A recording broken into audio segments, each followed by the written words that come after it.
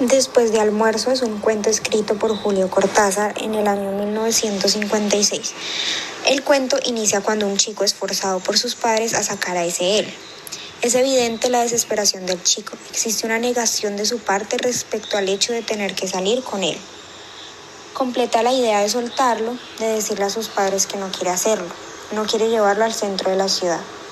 Aunque finalmente decide aceptarlo como una imposición, se resigna a que sus intentos de evitarlo resultan ser infructuosos. El protagonista acepta el viaje, el cual considera injusto, pues es hasta el centro de Buenos Aires. Y la única vez que el niño realizó este viaje con él, tuvo una mala experiencia con el gato de los Álvarez. De camino al tranvía, el chico se preocupa por la apariencia de él. Resulta ser casi imposible que permaneciera a su lado y de manera impecable.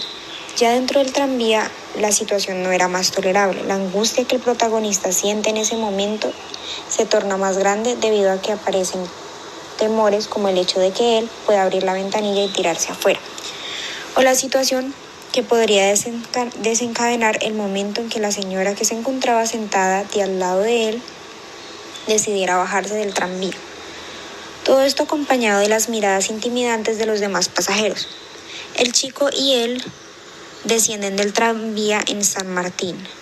Allí se dirigen finalmente hasta la Plaza de Mayo, caminan a la plaza, los inconvenientes aumentan, ahora condicionados por actitudes de él, como su negativa frente el hecho de cruzar una calle. Por lo tanto, al chico no le queda más remedio que solucionar agarrándolo fuerte, cerrando los ojos y caminando hacia adelante con todas sus fuerzas. Estando en la plaza deciden sentarse en un banco e interactuar. Interactúan con las palomas, darles maní. Repentinamente el protagonista se le cruza la idea de abandonar a él sin pensar en lo que sucederá de vuelta a casa y lo que dirán papá y mamá. Lo hace, lo abandona y se dirige al Paseo Colón. En medio de la desesperación, su oración excesiva se descompone, piensa en lo que ha hecho y decide reconsiderar la manera en que ha actuado.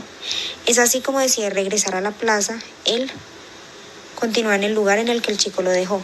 Falló en su presentación de abandono. Entonces es momento de regresar juntos a casa.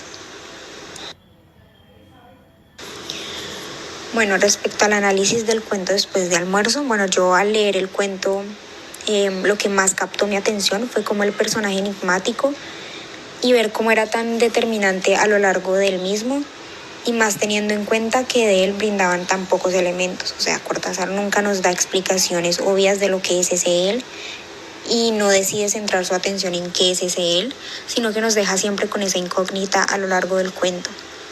En ese momento supe que en esa figura iba a centrar mi análisis y por lo tanto esa figura iba a ser mi objeto simbólico del cuento.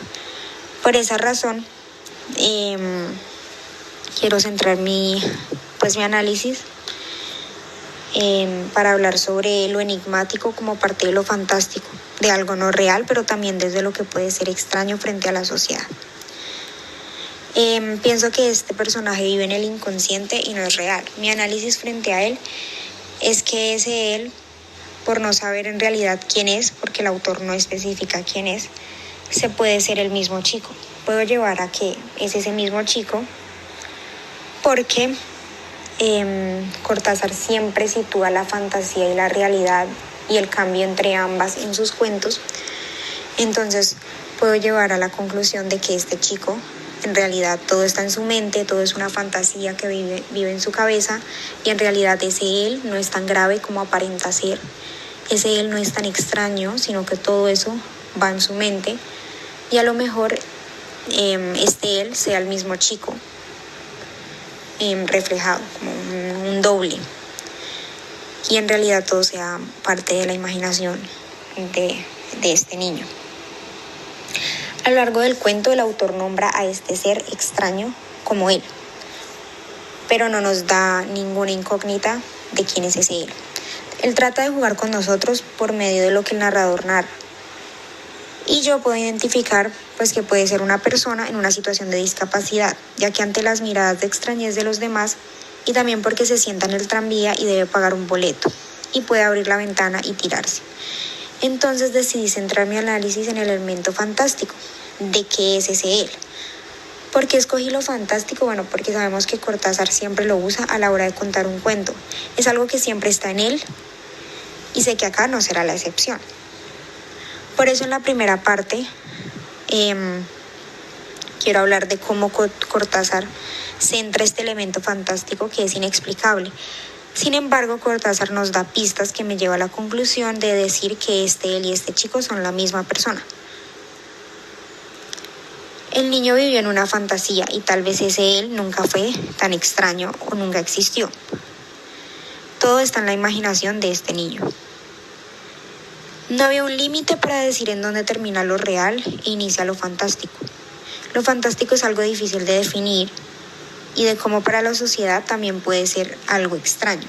Entonces sabemos que se manifiesta un rechazo hacia este él, pero no sabemos qué es en realidad. No sabemos qué puede ser este él, pero Cortázar nos da muchas pistas que me llevan a la conclusión de que ese él es un objeto simbólico tanto para el niño como para la sociedad, por la manera en que lo miran y por todo lo que sucede en el transcurso. Pero también este él no muestra tanta extrañez, no muestra en sus acciones tanto complique como lo demuestra el niño. Por eso me llevo a la conclusión de que todo está en la mente del niño y de que más que lo simbólico de ese él, es más lo simbólico de la fantasía y del mundo que vive ese niño. Podemos ver que en la pintura del cuento que realicé, pues quise hacer una pintura basada en el niño, el cual está de amarillo, porque al inicio de la historia hablan sobre cómo los padres, para chantajearlo y hacer que sacara a ese él, le compraron ropa amarilla. También se puede ver como el árbol, el pasto, el cielo azul, que lo puse en diferentes tonos, y el sol, lo cual está pues en el parque sacándolo caminando, y se ve atrás de él 3 personas que lo miran con extrañez y como con asco frente a ese él. El niño tiene una cara donde se ve que está incómodo con ese él y lo tiene como así de lejos porque pues no le produce seguridad. A ese él lo dibujé, no sabemos qué es ese él, pero le dibujé un rostro y le dibujé como un mando encima y un fuego alrededor de él, simbolizando que simboliza algo.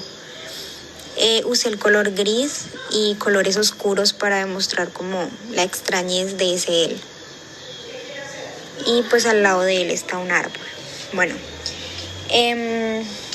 frente a este texto que hice de que él es el elemento simbólico de mi historia, ¿qué simboliza ese él? Pues primero simboliza extrañez frente al niño y las demás personas. Sabemos que tanto el niño como las demás personas consideran que eso es extraño y no se sabe qué es.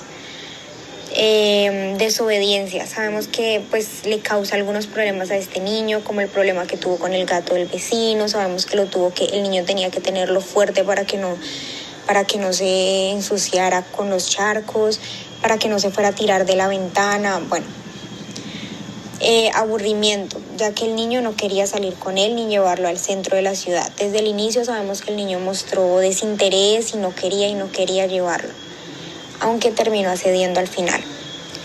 Miedo porque el niño ya que el niño vive con miedo de que algo malo pueda pasar. Entonces en todo momento siente ese temor en el tranvía, siente esa inseguridad y ese temor de que algo malo va a pasar.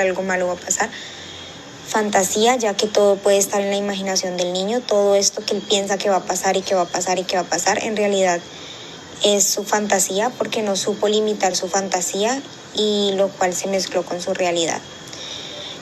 Desesperación, por último, ya que el niño no quería salir con él y quería hacer hasta lo imposible, inclusive dejarlo tirado al final para no tener que estar con ese él.